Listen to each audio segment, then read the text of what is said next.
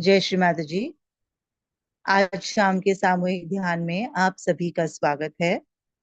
श्री माता जी को नतमस्तक होकर प्रणाम करेंगे और कुंडली उठाकर बंधन लेंगे।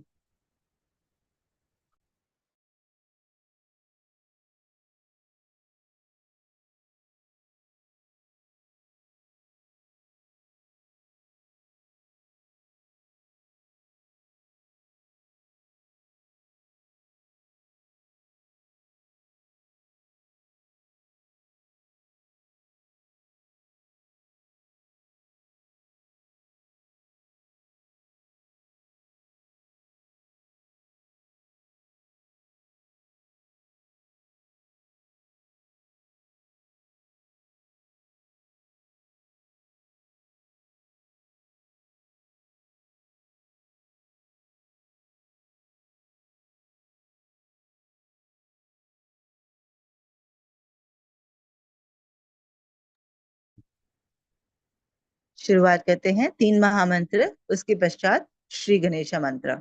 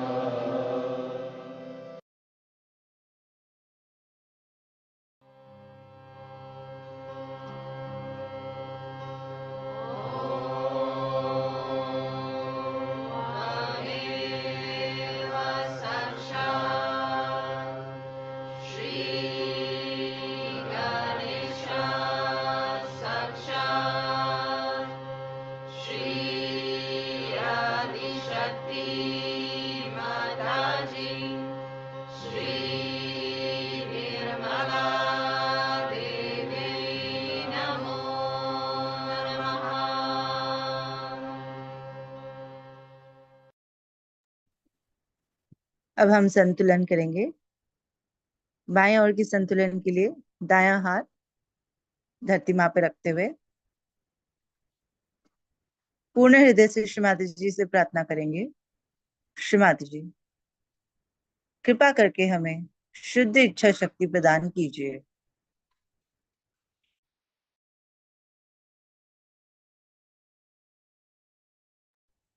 Mother, kindly make our desires pure.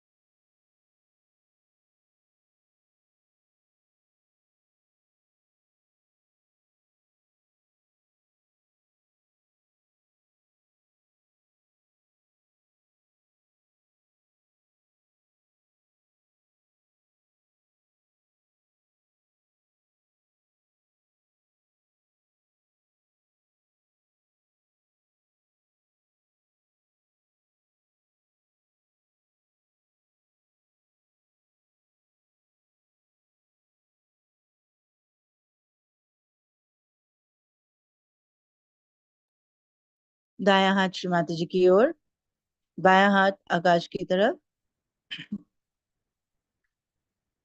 Shrimati जी,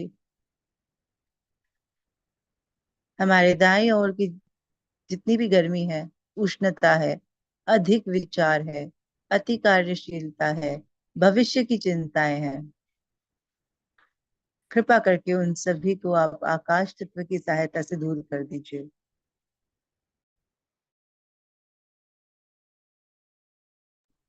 श्रीमती जी, कृपा करके हमारे चित्त को हिमालय की शीतलता प्रदान कीजिए।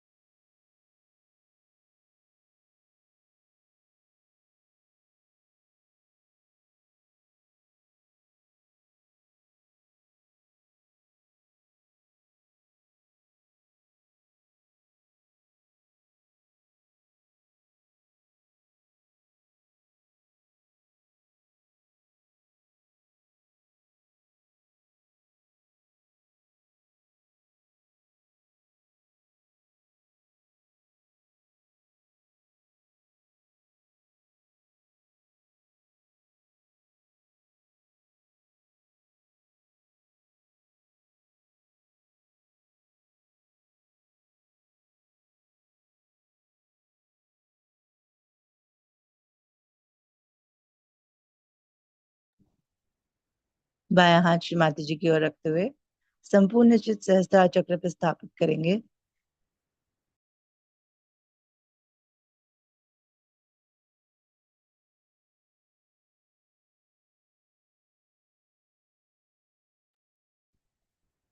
श्रीमती जी, कृपा करके हमें निर्विचारता प्रदान कीजिए।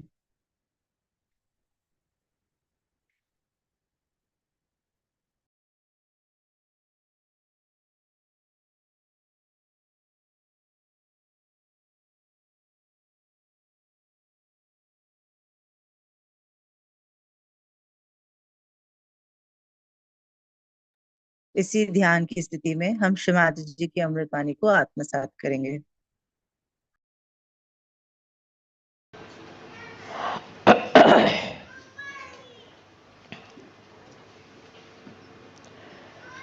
So we have decided little further. Should be brought little further. Little further towards.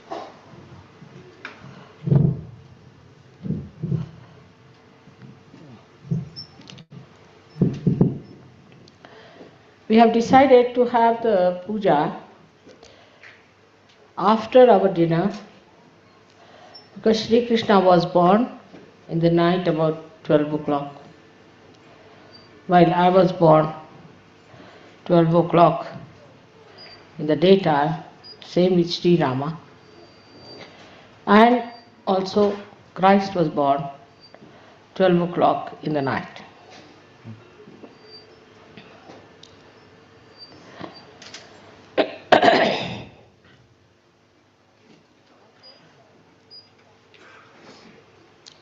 I've told you that today I'm going to tell you about Gita. That is the second part of Krishna's life. So different and varied that some people, intellectuals as usual, say that the Krishna who played as a child in Gokul was different from the Krishna who was the king of Dwarika.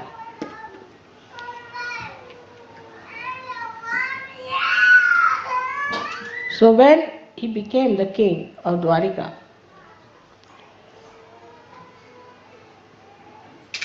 there was a war between Pandava and Kauravas, one representing the good people, another representing the bad people.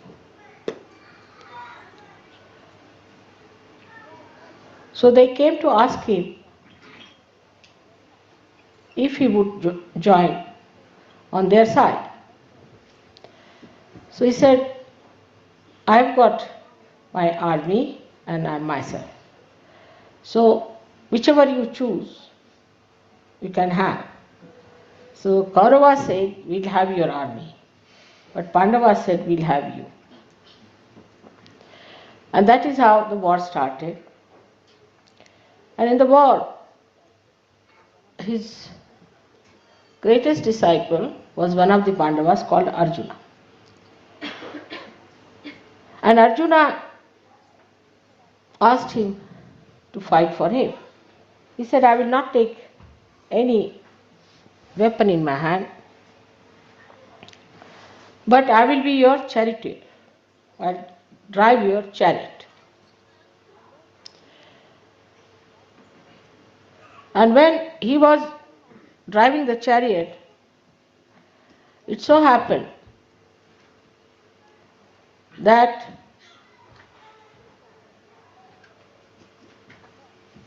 Krishna saw Arjuna's depression.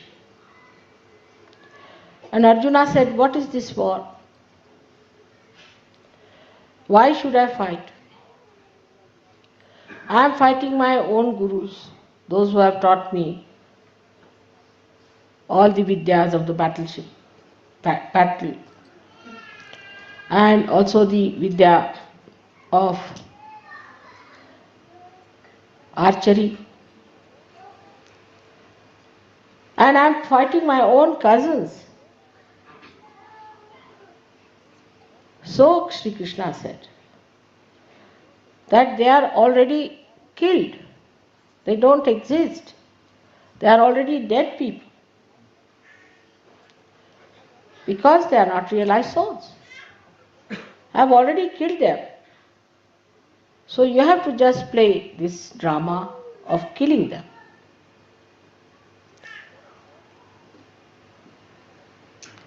So the foremost contradiction that people present about Gita is that those who read Gita should be vegetarian.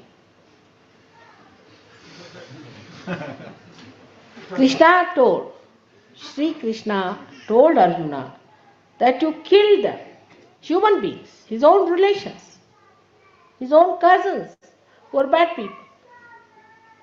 What about chickens and goats?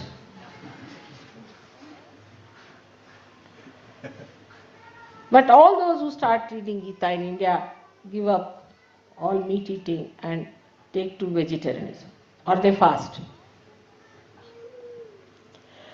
So how contradictory these things are. So he never preached vegetarianism, at least in Gita.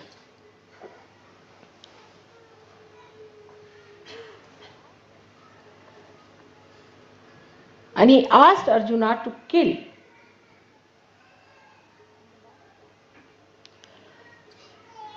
In the modern times, there is a war going on between the evil force and the good. You don't have to kill them. Even if you give them bandhan, they are already dead. They are not realized souls. They'll be all neutralized.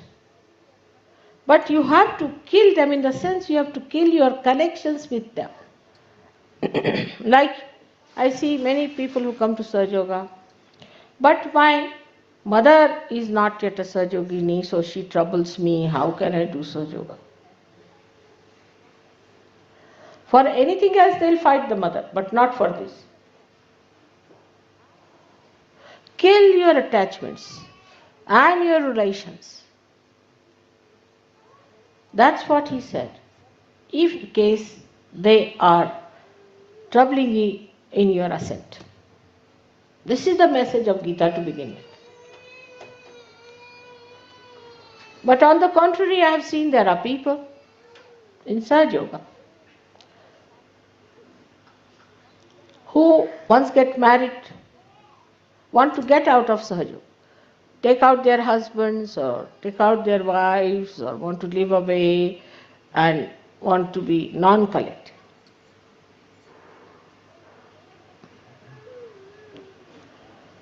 So you have to kill. There are Shadripus, there are 6 enemies human beings have. But in the modern times they have multiplied, I think.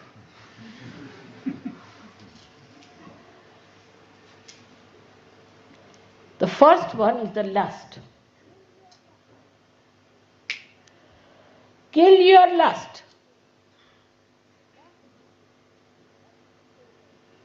The lust that is today finishing the West more than the greed. So first is kill your lust. Then kill your anger.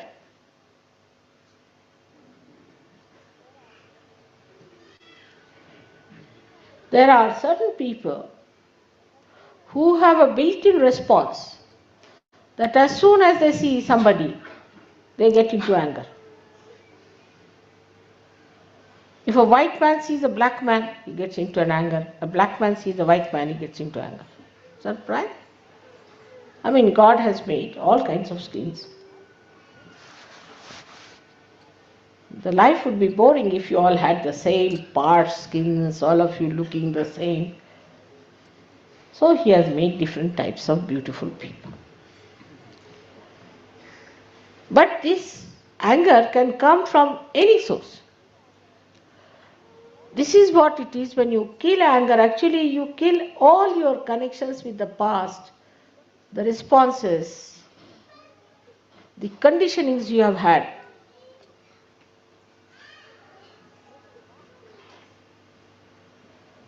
Then the vanity that people have. I find it much more when I go to places where people call themselves bureaucrats or they are in charge, like matrons, telling people what to do this, do that, do that. This is the Krishna's finger. Using Krishna's finger on others. The vanity. The vanity that you are perfect. You are perfect. Nothing wrong with you. You are the best people. English think they are the best. Germans think they are the best. Italians think they are the best. Or say, the best of all are the Swiss people.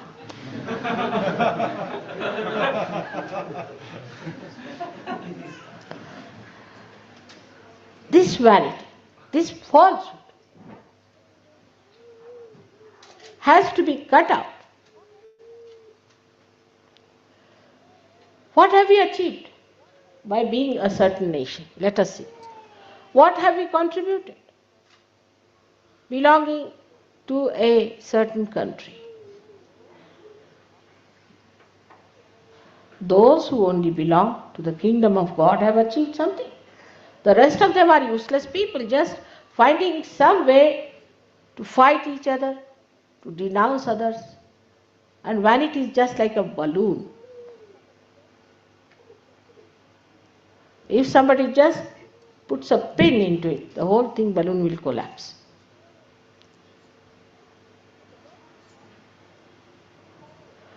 Then the worst of all is jealousy. And that is among Indians. Indians are very big jealous spots. Especially the Indians who are again in the government and the politics. But otherwise also there are jealousies. They'll always complain about other people and will be jealous. And also in the West, people are quite jealous, I must say. They are jealous of things which is most surprising.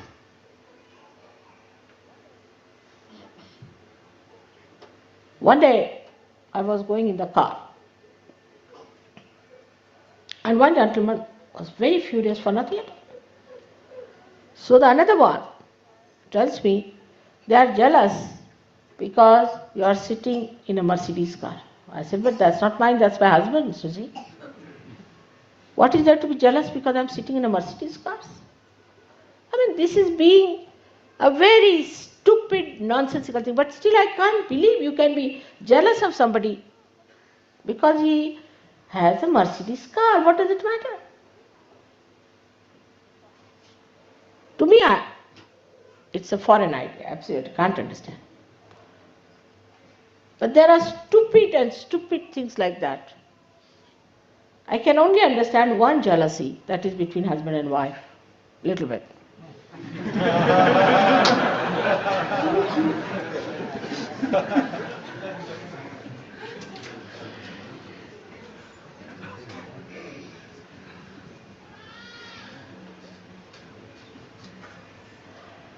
Then the fifth thing that he asked us to kill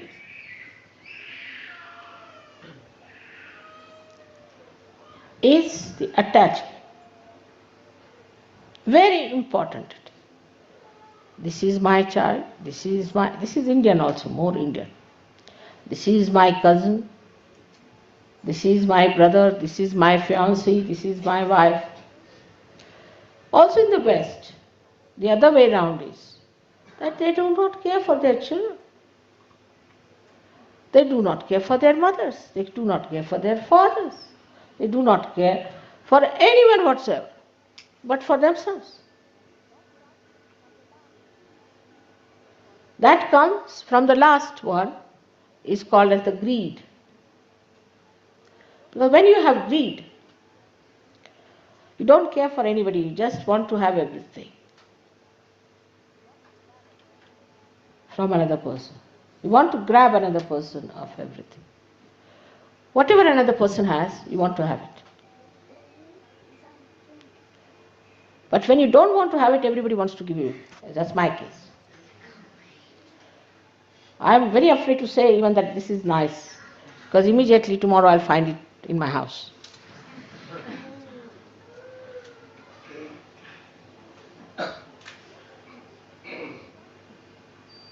So this greed is the one which has done such a harm to the whole world. People have gone into great dominations and on other countries. For what? For these diamonds and nonsensical things like that. They have ruined their own lives, the progenies after progenies they have ruined. All their cunning they have used to ruin so many nations just to put them one against another, creating problems, doing all kinds of intrigue.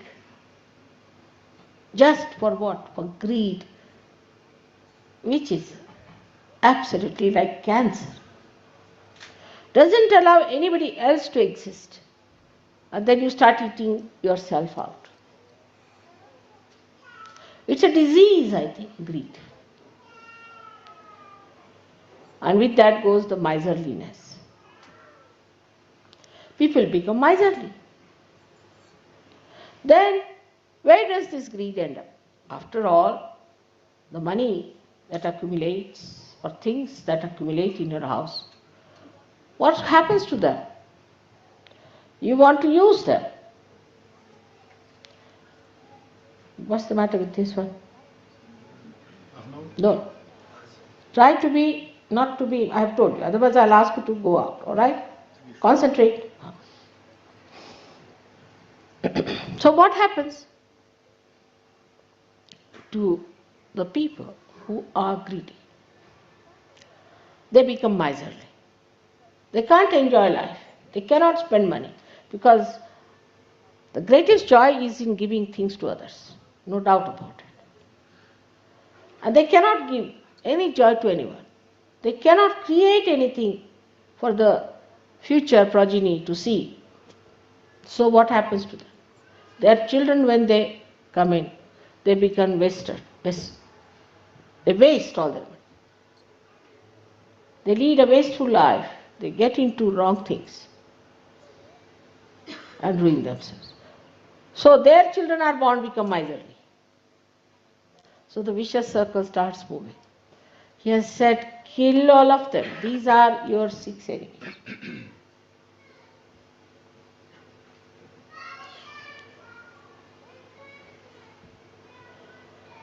Now the contradiction, again, people use.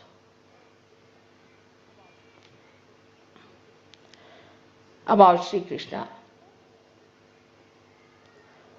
in so many other ways that it is surprising that not only Christ, not only Muhammad Sahib, not only Lao Tse, not only Sri Rama, but even Krishna was misused by his followers.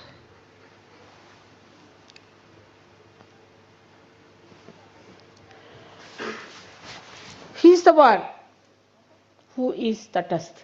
The one, Tatastha means who stands on the banks of the attention and sees everything. Who watches everything. He is the one who is the witness. It described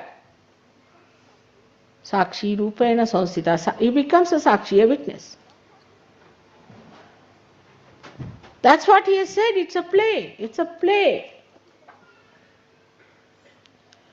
But in the name of Krishna, you find all kinds of absurd things people do. They make dramas, they become Krishnas, they have flutes, they make people befool them, make money out of it, or they sell books on the street.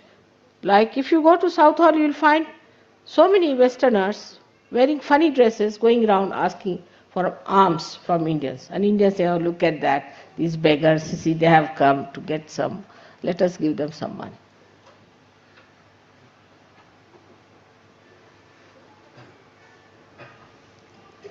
So the contradiction of Krishna's life is such a miserable thing, is such a absurd thing, that it hurts me to see how such a great incarnation was misused in this world by human beings. If there was anything lacking in that incarnation was this, that he did not give realization to people. But he did talk about it. He said about it, talked of meditation. He did all that was needed to put the stage. But what is the result? All his incarnation was misused. Throughout Gita, if you read, you'll be amazed how people have changed Gita and its writings also. Same in the Bible and same in the Quran. Things that they could never have said it. How could they have said it?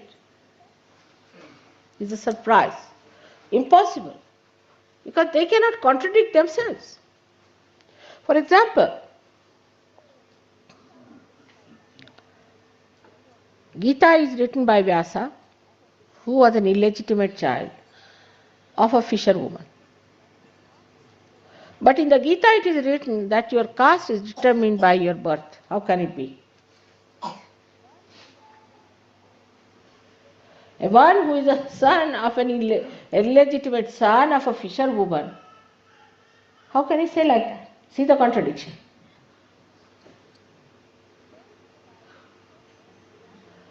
Same in the Bible, same in the Torah, same in the Quran. In all these books, all these people have tried to play a very nasty role by changing them. But you can find it out. Luckily, whatever they may try, the truth comes out in this manner, and you can prove it that whatever you are saying is wrong. Cannot be. The one Vyasa who wrote was the son of a fisherwoman, and how can he say that Brahmins are the highest when he is not born as a Brahmin? And to say that your caste Brahminism comes from your birth, from your rebirth. Only they removed little bit rebirth.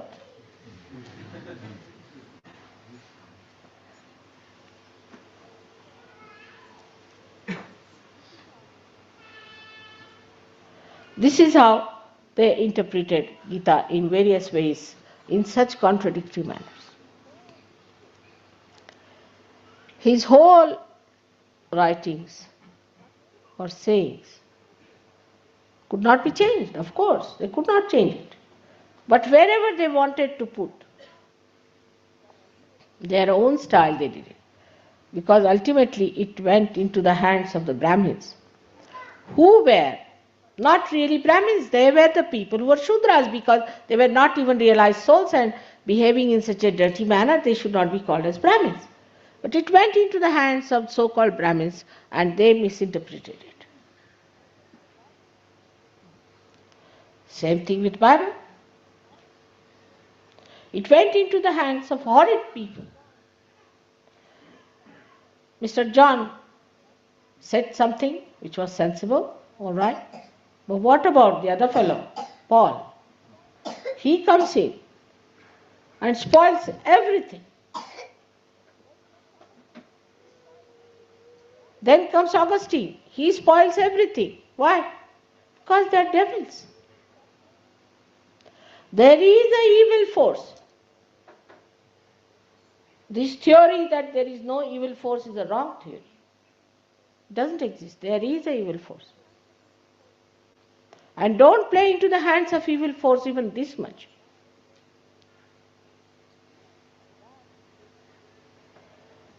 And that was clearly told by Sri Krishna.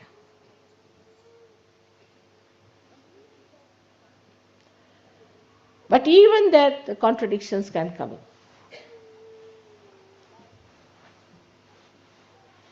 Like, if you are a Krishna Bhakta, then if you just start running on the street, Krishna, Krishna, Krishna, Krishna, like that, then you are a celebrity. Or like a madcap go on, Krishna, Krishna, Krishna, like that.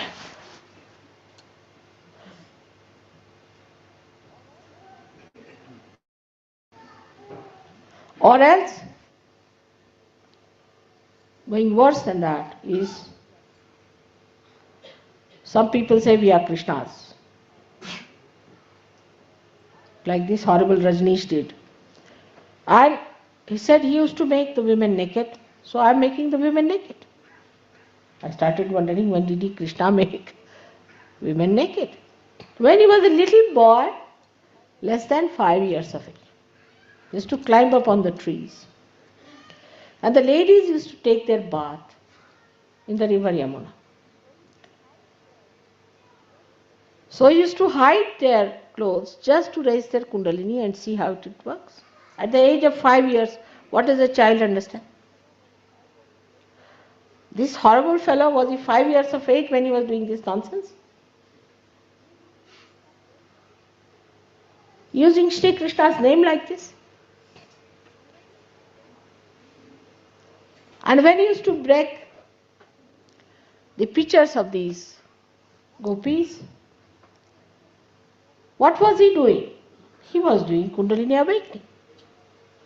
Because the gopis were taking out the water from the river Jamuna, which was vibrated by Radha, and used to break them on the back so that the water would fall on their Kundalini and they would get their realization in this lifetime.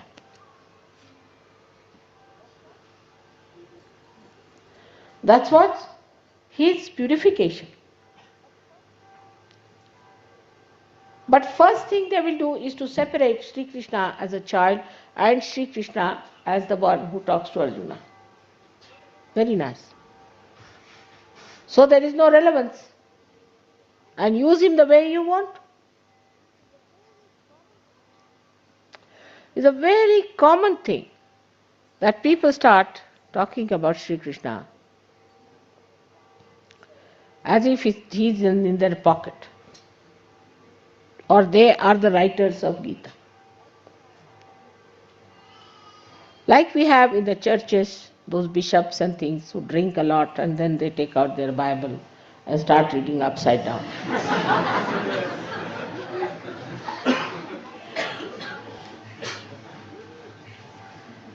All these priest class, whether this belongs to this or to that, all of them are hypocrites of the worst type.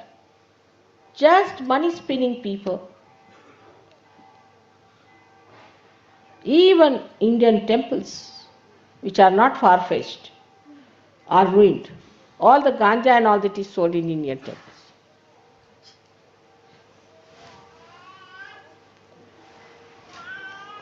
All these popes and all these people are doing something that is never expected. Imagine they make a kind of a wine called Benedictine in your Vatican. Can you imagine such a nonsensical thing like that? Tomorrow they'll open a beer bar.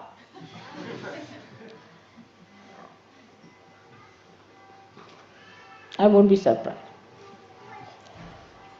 So we come to a position to understand that all those people who talk of these great incarnations and profess a religion are all hypocrites. There's no religion there. Simple people who believe these hypocrites because they're so simple, so innocent. These cunning,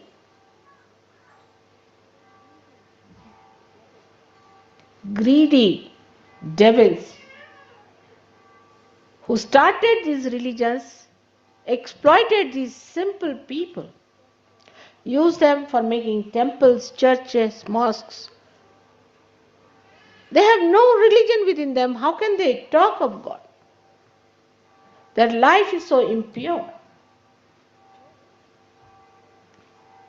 So we had to start our own innate religion.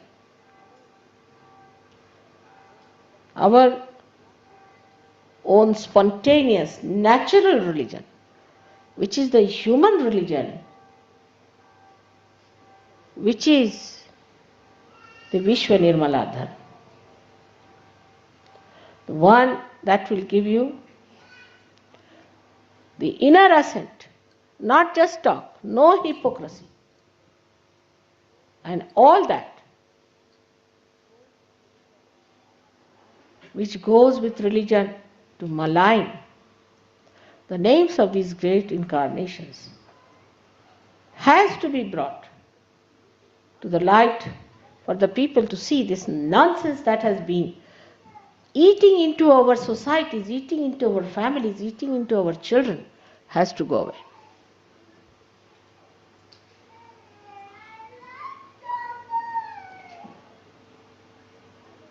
Yada yada hi dharmasya. Whenever the religion, dharma doesn't mean this nonsensical religion, falls down,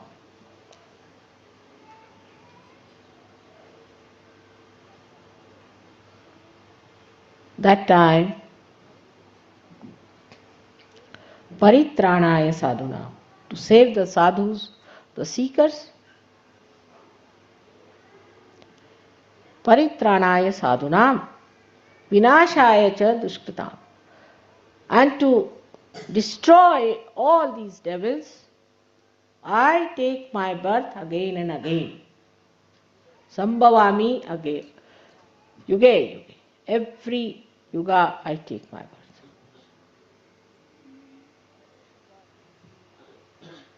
And this is what is an incarnation. You must be very fortunate people that now you can see the cunning of all these devils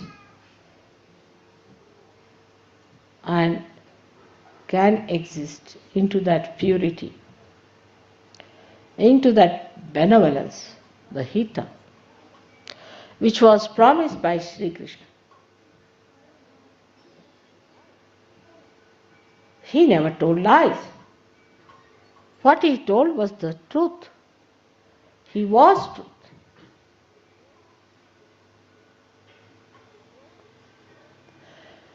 But those who tried to use him had to take course to something which was falsehood, hypocrisy, and cunning. But that in no way should stop the truthful people from getting to reality. May God bless you all.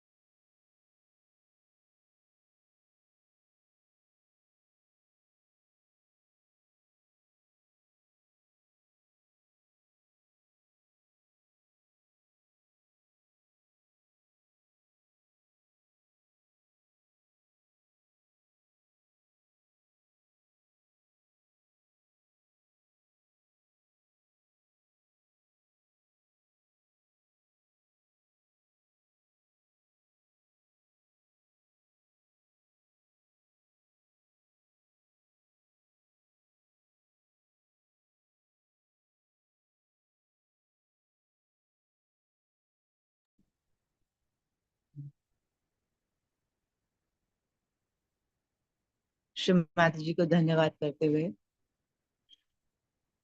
नतमस्तक होकर प्रणाम करेंगे और कुंडली उठाकर बंधन लेंगे।